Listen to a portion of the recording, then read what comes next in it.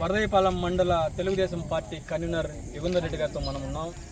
వరదయ్యపాలెం మండలంలో తెలుగుదేశం పార్టీ పరిస్థితి ఎలక్షన్ చివరంకానికి చేరుకున్నాయి. ఇక్కడ పరిస్థితులు గుర్తించడానికి ప్రయత్నిద్దాం. నమస్తే యుగంధర్ రెడ్డి గారు, చెప్పండి. ఎలక్షన్ లాస్ట్ మినిట్కి వచ్చాయి, ఇంకా 4 రోజులు ఎలక్షన్ ఉన్నాయి. ఏంటి పరిస్థితి, పార్టీ పరిస్థితి ఏంటి ఇక్కడ? ముందుగా ఎస్ఎన్ మీడియాకి నమస్కారం. పార్టీ పరిస్థితి ఏంటి అనేది ప్రజలందరూ ఈ గత 2019 నుంచి ఇప్పుడు దాకా ఈ రోజు వరకు జరిగిన పరిస్థితులు ప్రజలందరూ ఒక అవగాహనకు వచ్చేసారు. వాళ్ళు చేసింది ఏంటి, వాళ్ళ ప్రభుత్వం చేసింది ఏంటి. 2019 సీఎం కావడమే దాన్ని కూల్చేస్తామా, దీన్ని కూల్చేస్తామా, వ్యవస్థల్ని కూల్చేశారు. ప్రజావేదిక కూల్చేయడమే వాళ్ళ నైజం తెలిసిపోయింది. అప్పటి నుంచి తీసుకుంటే అన్ని వ్యవస్థల్ని కూల్చేసి వాళ్ళు దోచుకోవడమే తప్ప ఇంకా వాళ్ళు చేసింది అభివృద్ధి కానీ సంక్షేమం కానీ. వాళ్ళు చెప్తున్నారు సంక్షేమం చేశాము, అది చేస్తాము, మా సంక్షేమ పథకాలే మమ్మల్ని గెలిపిస్తాయని చెప్పుకోవచ్చు, వదలగొట్టుకోవచ్చు. కానీ అటువంటి పరిస్థితి ప్రజల్లో ఈ ఆంధ్ర రాష్ట్రంలో ఎక్కడా కూడా లేదు. చెప్పండి, ఇప్పుడు ఆదిమూలం గతంలో వైసీపీలో పనిచేస్తారు, ఇప్పుడు తెలుగుదేశంకి రావడం జరిగింది ఎమ్మెల్యే అభ్యర్థిగా. సో దీంతో కొంతమంది తెలుగుదేశం శ్రేణుల్లో కొంత నిరుత్సాహం ఉంది. అది ఏమైనా కంట్రోల్ అయిందా, లేదంటే అలాగే కంటిన్యూ అవుతుందా? 100% కంట్రోల్ అయింది, దాంట్లో ఎటువంటి డౌట్ లేదు. తెలుగుదేశం పార్టీ కేవలం క్యాడర్ బేస్డే కానీ వ్యక్తులపైనో లేకపోతే ఇంకొకటో కాదు. కేవలం బాబు గారి పనితీరు, ఆయన విజన్ పైన నమ్మకంతో పార్టీ వ్యవస్థ పెట్టినప్పటి నుంచి ఈ రోజు రామారావు గారు పార్టీ వ్యవస్థాపకులు, ఆయన ఉన్నప్పటి నుంచి కానీ, ఆ తర్వాత బాబు గారు తీసుకొని ఇప్పటిదాకా కానీ ఆయన విజన్తో ఈ రాష్ట్రాన్ని, ఉదాహరణకి హైదరాబాదు ఇప్పుడు మనం విడిపోయాం, ఏ విధంగా ఇప్పుడు ఆయన డెవలప్ చేసిన ఇన్కమే అక్కడ ఆ రాష్ట్రానికి ఇదవుతాం. సో ఈ రాష్ట్రం సపరేట్ అయిన తర్వాత ఈ రాష్ట్రాన్ని కూడా అదే విధంగా చెప్పండి. యాక్చువల్లీ ఆదిమూలం గారు ఇక్కడ మీరు చదువుకున్నారా లేదా, ఎలా ఉంది పరిస్థితి? 100%. ఓకే, ఇప్పుడు ఏదైతే తెలుగుదేశంలో టికెట్ ఆశించి భంగపడ్డ యాతాటి రమేష్ బాబు చాలా భారీగా మీడియా దృష్టిలో చాలా భారీగా జనసేకరణ అయితే ఒక హైప్ క్రియేట్ అవుతూ ఉంది. సో దీంట్లో మీ పార్టీకి ఎంత నష్టం జరగచ్చు? ఎందుకంటే అతను తెలుగుదేశం శ్రేణులను ఎక్కువ తెలుసుకోవడం ఒక టాక్ జరుగుతూ ఉంది, ఒక డిస్కషన్ జరుగుతూ ఉంది. సో దీన్ని బట్టి మీరు ఏం చెప్పగలుగుతారు? యాతాటి రమేష్ బాబు మీకు చెప్పిన క్వశ్చన్లో తెలుగుదేశం పార్టీలో టికెట్ ఆశించింది ఒకరు, హేమలతమ్మ గారు, లేకపోతే జేడీ రాజశేఖర్ గారు. లాస్ట్ టైం 2019లో ఓడిపోయి ఆయన పార్టీ కోసం పనిచేశారంటే. తర్వాత ఇన్ఛార్జ్గా ఉన్న హేమలతమ్మ గారు పార్టీ కోసం ఎప్పటి నుంచి 2009లో ఆమె అంతకుముందు ఎంపీపీగా ఉన్నారు, మళ్ళీ 2009లో ఎమ్మెల్యేగా ఉన్నారు.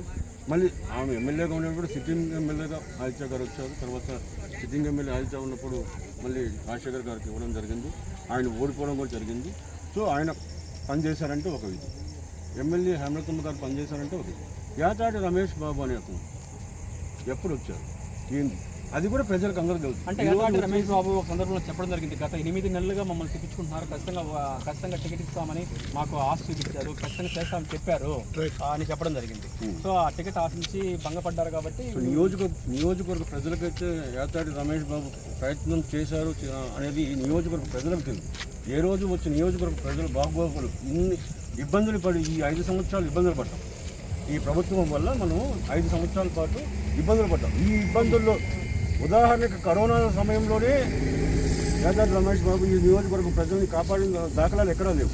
ఆ తర్వాత ఎన్నో పోరాటాలు, ఈ ప్రభుత్వ వ్యతిరేక విధానాలపైన ఎన్నో పోరాటాలు చేశారు ఈ నియోజకవర్గం, అప్పుడు ఎక్కడ కనిపించలేదు. సో అతను తెలుగుదేశం పార్టీ తరఫున నేను సానుభూతి పడుతున్నాను చెప్పుకోవడంలో ఎక్కడా కూడా అది న్యాయం అనిపించడం. వైసీపీ ప్రభుత్వం మేము మంచి పథకాలు ఇచ్చాము, స్కీమ్స్ ఇచ్చాము, మేము ఖచ్చితంగా గెలుస్తామని చెప్పి గండాపదంగా చెప్తుంది. సో ఇలాంటి సందర్భంలో మీరు ఏ కోణంతో మీరు గెలవాలని ప్రయత్నిస్తున్నారు? కేవలము మేము 100% సంక్షేమము అభివృద్ధి సంక్షేమం పథకాలు చేశామని చెప్పడము అనేది వాళ్ళు మూర్ఖత్వమే అనుకోదు. ఏ పథకం తీసుకున్నా 10 మందికి ఇచ్చి 90 మందిని ఇచ్చేస్తారు. కేవలం వాళ్ళు చేసింది ఏంటంటే ప్రజల్ని మోసం చేయడం, అంతేగాని వాళ్ళు సంక్షేమంకి మారు పేరే తెలుగుదేశం పార్టీ. మా తెలుగుదేశం పార్టీ పుట్టిన తర్వాతనే పెన్షన్ అనే విధానం వచ్చింది. రామారావు గారు ఆ రోజు 70 రూపాయలు పేదల వయసు అయిపోయిన వాళ్ళకి 70 రూపాయలు పెన్షన్ స్కీమ్ పెట్టింది. ఈ సంక్షేమం అనే దానికి పేరు పెట్టింది సంక్షేమ పథకాలు తీసుకొచ్చిందే తెలుగుదేశం పార్టీ. 2 రూపాయల కిలో బియ్యం కానీ, పేదలకి 2 రూపాయల కిలో బియ్యం కానీ, ఈ పెన్షన్ కానీ, ఎన్నో సంక్షేమ పథకాలు.